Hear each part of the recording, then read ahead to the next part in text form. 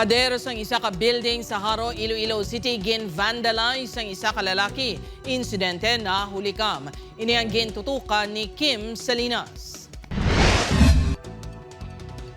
Makit-an sa nga video ang paglaway sang isa ka lalaki nga nakaitom nga t-shirt kag naka-shorts.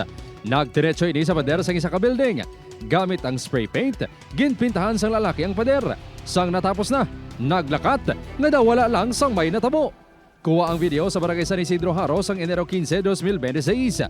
Sunod sa manager sang building, nakibot sila sang nakita nga may vandalismo na sa ila pader.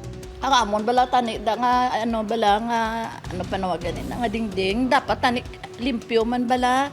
Ti amo to yun ang aking siya kay simpre higko bala kalaw ay magidlang tawon. Sang nagligad lang asimana, gin-report sang tagiya sa barangay ang insidente.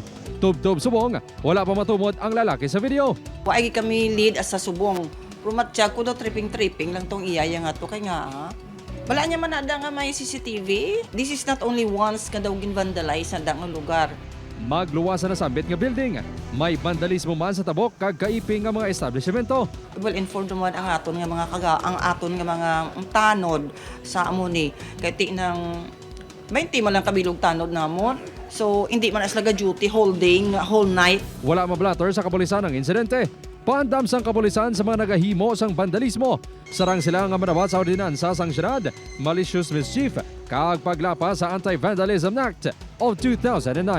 Ang aton nga panugyan sa mga biktima nga pag-coordinar sa gilayon sa aton kalatapan para at least itigida mabacktrack naton ang CCTV or ma-conduct kita sa investigation. Upot kay Hans Desierto, Kim Salinas, 1 Western Visayas.